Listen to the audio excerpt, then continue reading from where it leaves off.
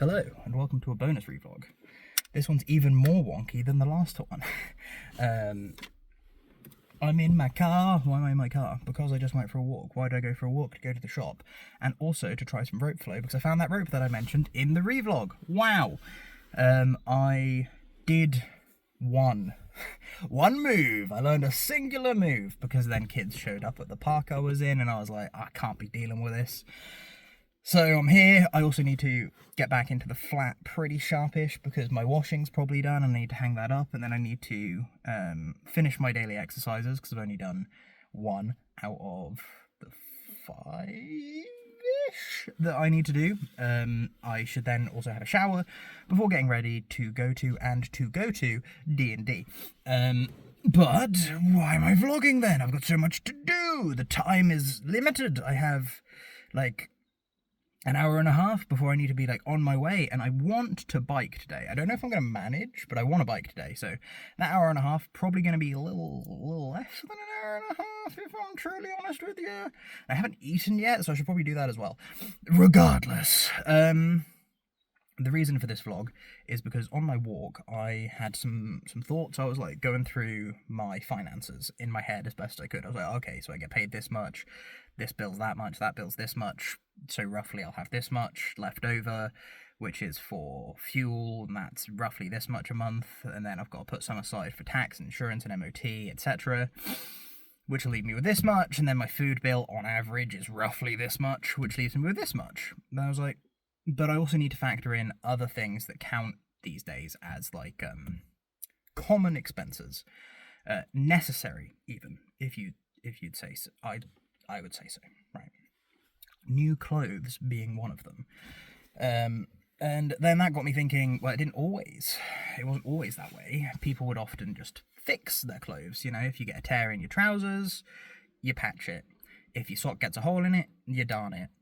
And so on and so forth. But then I was like, well, if I went to work with, say I wore my work trousers, I've got lots of sets because I bought some because it was going to take too long for the work ones to arrive, and I didn't want to wear suit trousers because they're less comfortable than the work trousers that I have.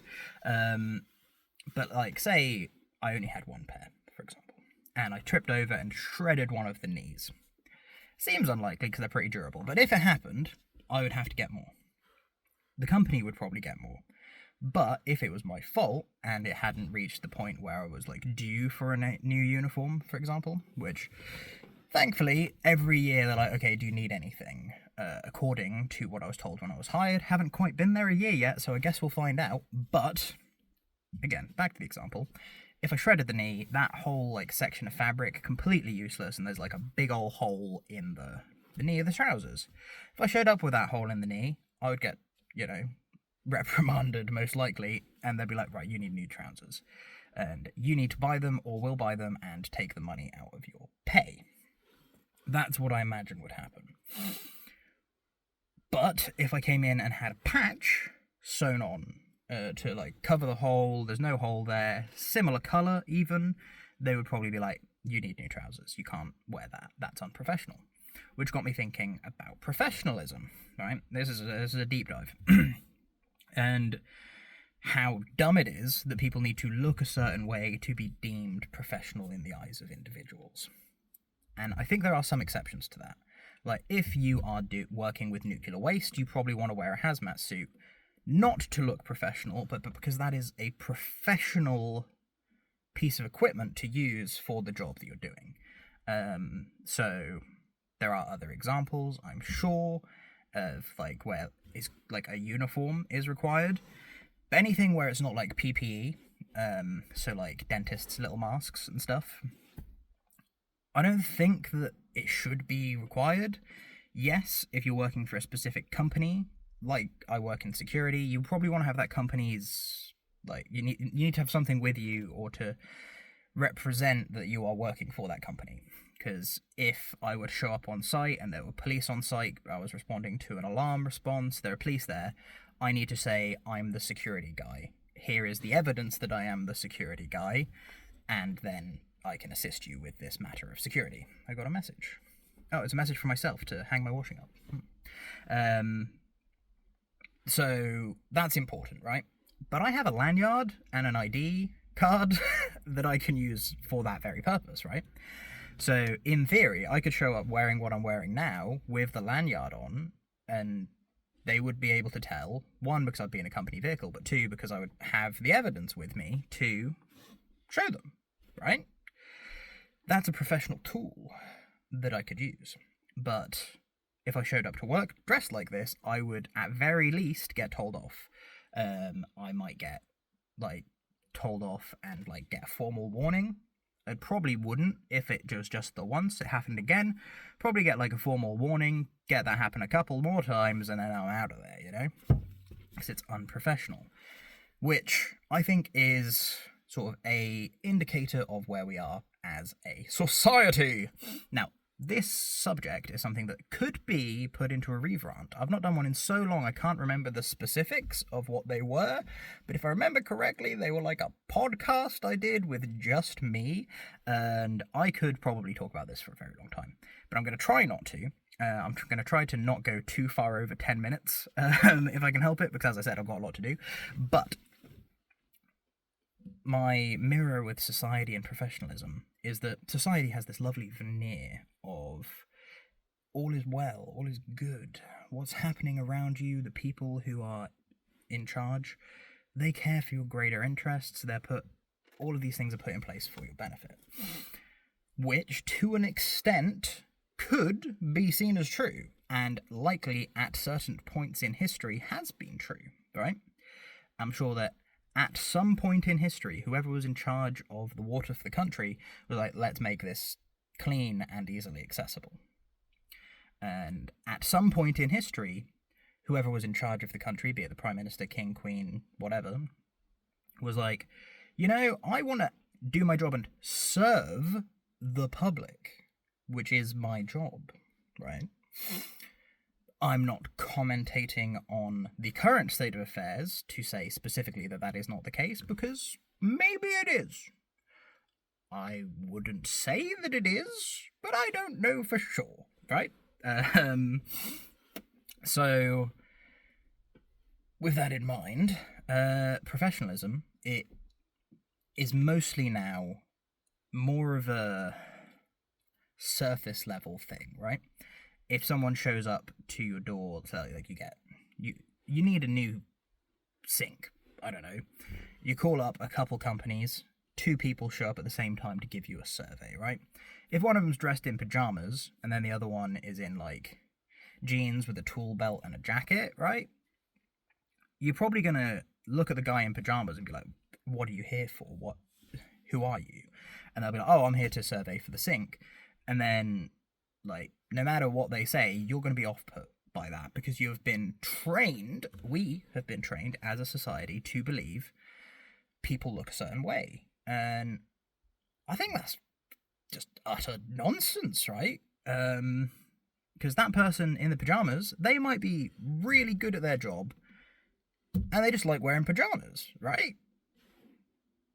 If they're good enough that they manage to get some jobs whilst they're wearing pajamas, because perhaps they price down, because they don't have to price for extra clothes. They just have loads of different sets of pajamas, and that's all they wear, right?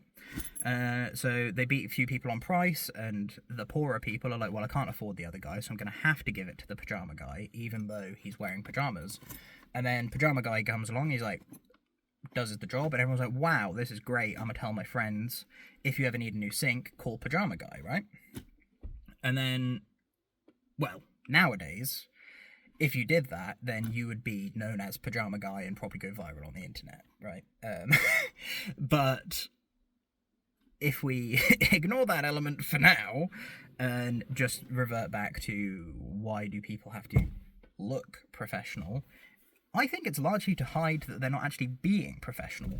And I'm not going to talk about any specific people or companies that I've worked for over my careers so far, or career so far, jobs so far, whatever.